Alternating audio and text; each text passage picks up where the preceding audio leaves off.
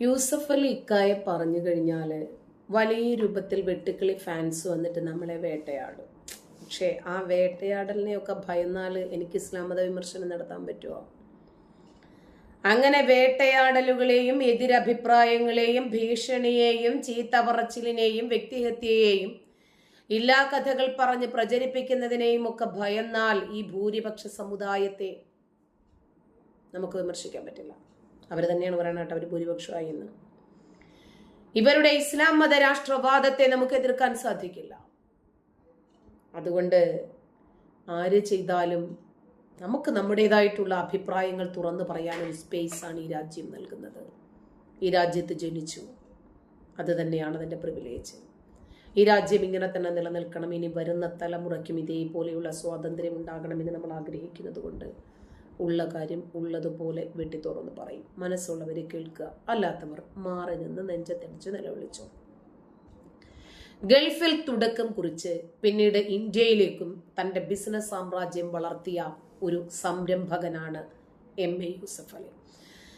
കേരളം മുഴുവനും വിലയ്ക്ക് വാങ്ങാൻ, ഇന്ത്യ വിലയ്ക്ക് വാങ്ങാനുള്ള സമ്പത്തുണ്ടോ എന്നറിയില്ല, കേരളം മൊത്തം വിലയ്ക്ക് വാങ്ങാനുള്ള സമ്പത്ത് അദ്ദേഹത്തിൻ്റെ കയ്യിലുണ്ട് എന്നാരൊക്കെയോ എവിടെയൊക്കെയോ പറഞ്ഞ് ഞാൻ കേട്ടിട്ടുണ്ട്. ഒരു ഭരണ സംവിധാനത്തെ മുഴുവനും വിലക്കെടുക്കാനുള്ള കപ്പാസിറ്റി ഉണ്ട് എന്നും കേട്ടിട്ടുണ്ട്. അല്ലെങ്കിലും നമ്മുടെ നാടിൻ്റെ നിയമം money power, man power, political power, ഈ മൂന്നിൻ്റെയും മേലെ ഒന്നും കവച്ചു വെക്കില്ലല്ലോ. കേരളത്തിൻ്റെ ബ്രാൻഡ് അംബാസഡർ ആണ് എന്ന് അദ്ദേഹം അറിയപ്പെടുന്നത് തന്നെ. ഷോപ്പിംഗ് മാളുകൾ, ഭക്ഷ്യ സംസ്കരണ യൂണിറ്റുകളുമൊക്കെയായി ഇന്ത്യൻ സംസ്ഥാനങ്ങളിൽ വലിയ തോതിൽ നിക്ഷേപവും യൂസഫ് അലി നടത്തുന്നുണ്ട്. വിവിധ സംസ്ഥാന സർക്കാരുകൾ ലുലു ഗ്രൂപ്പിനായി പരവതാനി വിരിച്ച് രംഗത്തുണ്ട് എന്നതും യാഥാർത്ഥ്യമാണ്. അടുത്തിടെ ലുലു ഗ്രൂപ്പ് ആന്ധ്രാപ്രദേശിൽ പുതിയ ഒരു പ്രോജക്റ്റിന് തുടക്കം കുറിച്ചു എന്ന വാർത്ത വലിയ രൂപത്തിൽ ശ്രദ്ധിക്കപ്പെട്ടു. ആ വാർത്ത വൈറലായി. പ്രത്യേകിച്ച് ഇദ്ദേഹത്തിന്റെ PR വർക്ക് ചെയ്യുന്ന കുറച്ചധികം ആളുകളുണ്ട്, ശമ്പളത്തിനാണ്. അവര് യൂസഫ് അലി 2 തവണ ചുമച്ചാൽ അതും ഒരു വാർത്തയാണ്. യൂസഫ് അലി ഇരുന്നാൽ വാർത്ത, നിന്നാൽ വാർത്ത, കിടന്നാൽ വാർത്ത, നടന്നാൽ വാർത്ത, ഇങ്ങനെ എല്ലാം വാർത്തയും വൈറലുമാക്കുന്ന ആളുകൾക്ക് ആന്ധ്രാപ്രദേശിലെ പുതിയ പ്രോജക്റ്റിന്റെ സമയത്ത് ഒരു വാർത്ത ഇല്ലാതിരിക്കുമോ? അതെങ്ങനെ വൈറലാക്കണം എന്നും അവർക്കറിയാം. കാരണം PR വർക്കേഴ്സ് നല്ല രൂപത്തിൽ ക്ലസ്റ്റർ കിട്ടുന്ന ആളുകളാണ്. അതിന് കാരണവുമുണ്ട്. 2017 ലുലു ഗ്രൂപ്പിന് മാള് തുടങ്ങുന്നതിന് വേണ്ടി വിശാഖപട്ടണത്ത് 13.83 ഏക്കർ സ്ഥലം അനുവദിച്ചിട്ടുണ്ടായിരുന്നു. തൊഴിലവസരങ്ങൾ സൃഷ്ടിക്കണം എന്നതുകൊണ്ട് 99 വർഷത്തേക്ക് പാട്ടത്തിനായിരുന്നു ചന്ദ്രബാബു നായിഡുവിന്റെ നേതൃത്വത്തിലുള്ള തെലുങ്ക് ദേശം സർക്കാർ ഈ ഇളവ് അനുവദിച്ചു നൽകിയത്. 2019 ജഗൻമോഹൻ റെഡ്ഡി മുഖ്യമന്ത്രിയായി വന്നതോടുകൂടി സ്ഥല കൈമാറ്റം റദ്ദാക്കപ്പെട്ടു. ഇതോടെ ലുലു ഗ്രൂപ്പ് ആന്ധ്രയോട് ഗുഡ് ബൈ പറഞ്ഞു പോയി. PR വർക്കേഴ്സ് ഈ കായ്ക്ക് എന്തെങ്കിലും ഒരു ബുദ്ധിമുട്ടുണ്ടായാൽ സഹിക്കുമോ? ഇല്ല. കഴിഞ്ഞ വർഷം വീണ്ടും തെലുങ്ക് ദേശം അധികാരത്തിലെത്തിയതോടുകൂടി ലുലുവിന് വീണ്ടും സ്ഥലം അനുവദിച്ചു. അതായത് ഇദ്ദേഹം ഒരു കാര്യം ലക്ഷ്യം വെച്ച് കഴിഞ്ഞാൽ അത് നേടുന്നതുവരെ അക്ഷീണ പ്രയത്നം മുന്നോട്ട് വയ്ക്കും. അദ്ദേഹത്തിന് അറിയാം എവിടെയാണ് നനവുള്ള മണ്ണ്, എവിടെയാണ് കൃഷി ചെയ്യേണ്ടത് എന്ന് വ്യക്തമായിട്ട് അറിയാം. അതുകൊണ്ട് തന്നെ അദ്ദേഹം ആന്ധ്ര വിടാതെ പിടിച്ചു. വീണ്ടും അദ്ദേഹം ആ സ്ഥലം നേടിയെടുക്കുന്നു. ജഗൻമോഹൻ റെഡ്ഡിയുടെ YSR കോൺഗ്രസ് സ്ഥലം കൈമാറ്റത്തിൽ കാര്യമായിട്ടുള്ള എതിർപ്പൊന്നും ഉയർത്തിയിരുന്നില്ല. എന്നാൽ ഇപ്പോൾ ഈ പദ്ധതിക്കെതിരെ രംഗത്ത് വന്നിരിക്കുന്നത് CPM ആണ്. മാള് വരുന്ന സ്ഥലം ഉൾപ്പെടുന്ന പ്രദേശത്തെ കൗൺസിലർ ഉൾപ്പെടെ പദ്ധതിക്ക് എതിരാണ്. കൗൺസിലർ B ഗംഗാറാവുവിന്റെ നേതൃത്വത്തിൽ കഴിഞ്ഞ ദിവസം പ്രതിഷേധ മാർച്ചും നടത്തിയിരുന്നു ഈ സ്ഥലം അനുവദിച്ചതിനെതിരെ. പദ്ധതിക്കായി വിട്ടുകൊടുത്ത സ്ഥലം തിരിച്ചെടുക്കണം എന്നാണ് അവരുടെ ആവശ്യം. കോസ്റ്റൽ റെഗുലേഷൻ സോൺ, അതായത് CRZ നിബന്ധനകളുടെ ലംഘനമാണ് സർക്കാർ നടത്തിയത് എന്ന് CPM ശക്തമായി ആരോപിച്ചുകൊണ്ട് രംഗത്ത് വന്നു.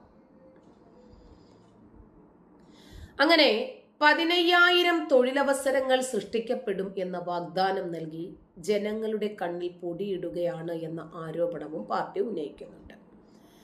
വീണ്ടും ആന്ധ്രയിലേക്ക് പോകേണ്ടതില്ല എന്ന MA യൂസഫ് അലിയുടെ തീരുമാനം മാറ്റാൻ കാരണം മുഖ്യമന്ത്രി ചന്ദ്രബാബു നായിഡുവിന്റെ ശക്തമായിട്ടുള്ള ഇടപെടലാണ്. അധികാരമേറ്റ ശേഷം ചന്ദ്രബാബു നായിഡു നേരിട്ടാണ് യൂസഫ് അലിയെ ക്ഷണിക്കുന്നത്. ലുലു ഗ്രൂപ്പിന്റെ ഉന്നത സംഘം കഴിഞ്ഞ മാസം ആന്ധ്രയിലെത്തി. ചർച്ചകളും സജീവമായിട്ട് നടത്തി.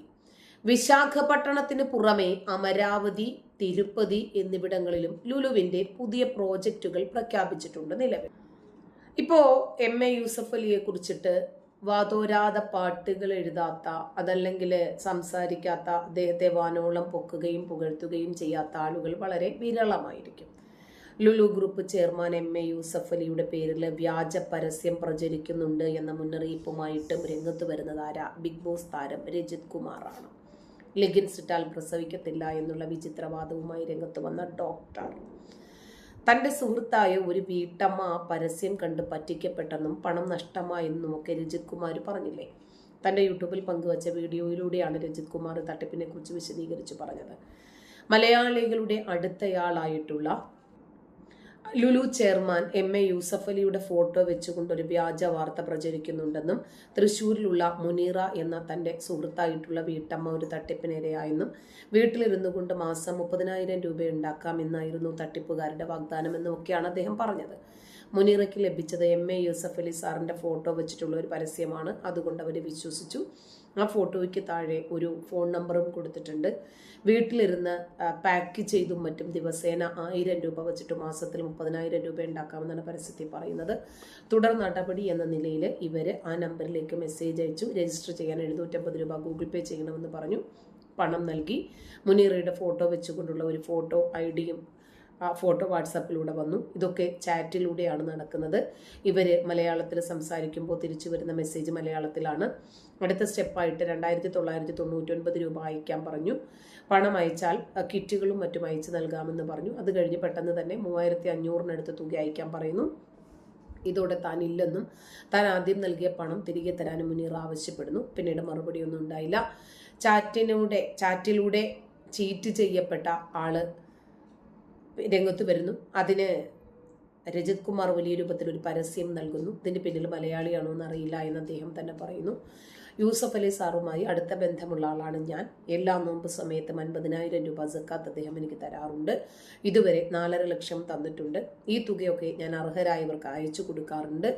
ഞങ്ങളുടെ ബന്ധം അറിയുന്നത് കൊണ്ടാണ് മുനീറ എനിക്ക് ഇതിന്റെ സ്ക്രീൻഷോട്ട് അയച്ചു തന്നതെന്നൊക്കെയാണ് കക്ഷി അതിനകത്ത് പറയുന്നത്. മുനീറയുടെ പൈസ പോയെന്ന് മനസ്സിലായതുകൊണ്ടും യൂസഫ് അലി സാറിനെതിരെ വ്യാജ പ്രചാരണം നടക്കുന്നത് കൊണ്ടും ഉടനെ തന്നെ ഞാൻ യൂസഫ് അലി സാറിനെ ഇക്കാര്യങ്ങൾ അറിയിച്ചു. വാട്സാപ്പിൽ ഈ വിവരങ്ങൾ പങ്കുവച്ചിരുന്നു. പക്ഷെ അദ്ദേഹത്തിന്റെ മറുപടി ലഭിച്ചില്ല. പിന്നെ ഞാനും ഇത് മറന്നുപോയി. എന്നാൽ കഴിഞ്ഞ ദിവസം അദ്ദേഹത്തിന്റെ ഓഫീസിൽ നിന്നും എന്നെ ബന്ധപ്പെട്ടു. ഞാൻ കാര്യങ്ങൾ പറഞ്ഞപ്പോൾ മുനീറയുടെ നമ്പർ വാങ്ങി. അദ്ദേഹത്തിന്റെ ഓഫീസ് മുനീറയെ ബന്ധപ്പെട്ടു. ഇന്നലെ ഉച്ച കഴിഞ്ഞ് യൂസഫ് അലി സാർ എന്നെ വിളിച്ചു. അദ്ദേഹം ഇപ്പോൾ ലണ്ടൻ പര്യടനത്തിലായിരുന്നു എന്നാണ് മറുപടി തരാൻ വൈകിയത്, അതുകൊണ്ടാണെന്നൊക്കെ പറഞ്ഞു. വ്യാജ പ്രചാരണത്തെക്കുറിച്ച് അവബോധം നൽകാൻ സംഭവം വിശദീകരിച്ച് വീഡിയോ ഇടട്ടെ എന്ന് ഞാൻ അദ്ദേഹത്തോട് ചോദിച്ചു, അനുവാദം ചോദിച്ചു. അങ്ങനെ വൈകിട്ട് അദ്ദേഹം എനിക്ക് അനുവാദം തന്നു. അതുകൊണ്ടാണ് ഞാൻ ഈ വീഡിയോ ചെയ്യുന്നത്. ദയവ് ചെയ്ത് ഇത്തരത്തിലുള്ള വ്യാജ വാർത്തകൾ വിശ്വസിക്കരുത്, പ്രചാരണങ്ങൾ വിശ്വസിക്കരുത് എന്നൊക്കെ രജിത് കുമാർ പറയുന്ന രൂപത്തിലൊരു വീഡിയോ പ്രചരിച്ചു. എന്താ വർഷത്തിൽ 50,000 രൂപ സക്കാത്തൊക്കെ കിട്ടിയാൽ ഇത്രയുമൊക്കെ പ്രതിബദ്ധത ഉണ്ടാകണം. 50,000 രൂപ സക്കാത്തായിട്ട് കിട്ടുമല്ലോ. എന്തിൻ്റെ പേരിലാണെന്നൊന്നും അറിയില്ല. ഇഷ്ടംപോലെ ഉള്ളവർക്ക് അങ്ങോട്ടും ഇങ്ങോട്ടും കൊടുക്കുന്നവർക്കും കുഴപ്പമില്ല, വാങ്ങിക്കുന്നവർക്കും കുഴപ്പമില്ലെങ്കിൽ പിന്നെ കാഴ്ചക്കാർക്ക് എന്താ പ്രശ്നമല്ലേ? ശരിയെന്ന് നമുക്ക് 50,000 രൂപ ആരും തരാനും ഇല്ല. അതുകൊണ്ട് നമ്മൾ PR വർക്കുകളൊന്നും ഏറ്റെടുക്കാറുമില്ല. ആരെയും വാനോളം പൊക്കാനും പുകഴ്ത്താനും ഒന്നും ആരുടെയും പൈസ വാങ്ങിച്ചിട്ട് പ്രവർത്തിക്കാനും ഒന്നും നമ്മളെ കിട്ടത്തില്ല. നമ്മളങ്ങനെ തെണ്ടി തിന്ന് ശീലവുമില്ല. ഇത് തെണ്ടലാണെന്ന് ഞാൻ പറഞ്ഞിട്ടില്ല കേട്ടോ. നമുക്കങ്ങനെ ആരുടെയും പൈസ തരുമോ എന്ന് ചോദിച്ചിട്ടൊന്നും നമുക്ക് ശീലമില്ല. രജിത് കുമാറിന് ലഭിക്കുന്നത് സക്കാത്താണ്. ഞാൻ അതിനെയൊന്നും വിമർശിച്ചതല്ല കേട്ടോ. നന്ദി.